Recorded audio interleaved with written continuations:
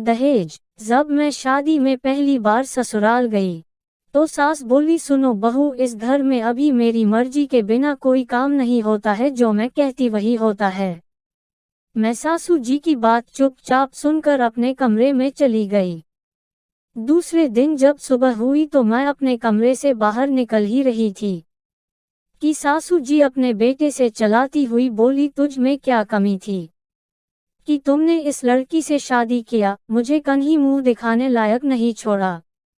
माँ की बात सुनकर बेटा बोला, माँ इसमें कमी ही क्या है, पढ़ी लिखी सुंदर है, और क्या चाहिए आपको। माँ बोली, राजू की बहू को देखो कितना सारा सामान लेके आई है, कितनी बड़ी गाड़ी लाई है। राजू मुस्कुराते हुए बोला, जरूरी है क्या, जब ललिता बड़ी गाड़ी लेके आती तभी अच्छी होती। अपने पति और सास की बात को सुनकर मैं बाहर आई और बोली, माँ जी भले ही मेरे पापा ने बड़ी गाड़ी नहीं दी, सोना चांदी नहीं दी, लेकिन मुझे संस्कार देने में कोई कमी नहीं छोड़ी।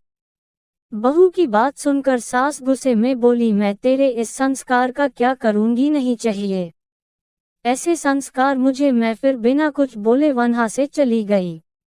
मैं जब भी उनके सामने से गुजरती वो कुछ ना कुछ बोलती रहती और मैं अनसुना कर वहां से चली जाती।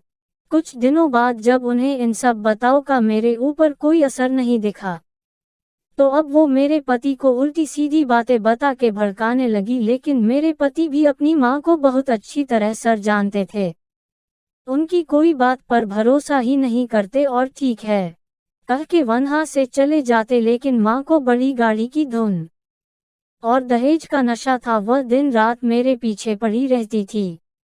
लेकिन मैं उनकी हर एक बात को प्यार से सुनती और वहां चली जाती। धीरे धीरे वो मुझे परेशान करते करते खुद ही परेशान हो गई और अब मुझे परेशान करना छोड़ दिया।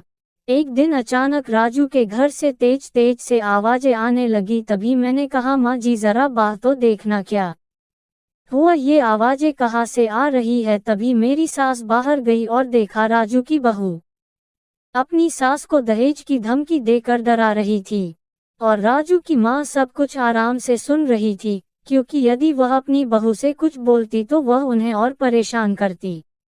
मेरी सास जब घर के अंदर आई और मुझे प्यार से देखती हुई बोली, मेरे बेटे की बहू जो दह लाई मैं चाहती हूँ, सबकी बहू ऐसा ही दहेज लाए। अब वो मुझे बहुत प्यार करती है और हम सब दोस्त की तरह रहते हैं। शादी में मिला दहेज आपको कहीं तक ले जा सकता है, लेकिन एक संस्कारी बहू आपको आपके सम्मान के हित में ही रखेगी। रिया और राम दोनों एक दूसरे से बहुत प्यार करते थे। राम बहुत पैसे वाले घर का था और रिया बहुत ही गरीब थी, इसलिए राम के घर वाले रिया को बिल्कुल नहीं पसंद करते थे। लेकिन राम रिया से बहुत प्यार करता था और उसी से शादी करना चाहता था। लेकिन उसकी माँ बहुत लालची थी, वह सोचती जब रिया के घर खाने को कुछ नहीं है तो वो दहेज में क्या देंगे, इसी कारण वह राम की शादी रिया से नहीं करना चाहती थी। लेकिन राम बहुत जिद्दी था, उसने रिया से शादी कर ही ली। लेकिन राम की माँ रिया को बिल्कुल पसंद नहीं करती और उसे हर रोज दहेज के लिए परेशान करती रहती। एक दिन रिया को गुस्सा आ जाता है और वो अपनी सास से कहती है, माँ जी आपको दहेज में क्या चाहिए था, अगर मेरे घर वाले तुम्हें दहेज दे भी देते तो उसका आप क्या करती, बस समाज को दिखाती, और अगर किसी के बेटे को दहेज ना मिलता तो उसको ताना मारती। और जब आप की शादी हुई थी तो आपके घर वालों ने कितना दहेज दिया था, और मेरे पापा मुझे जो सामान देते तो क्या वो आपके काम आता। सास बहू में अब दिन पर दिन झगड़ा बढ़ता ही जा रहा था।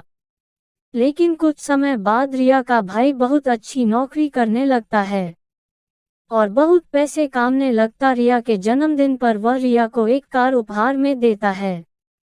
सास ये देखकर बहुत खुश होती है और दूसरे दिन रिया से बहुत अच्छे से बोलती है।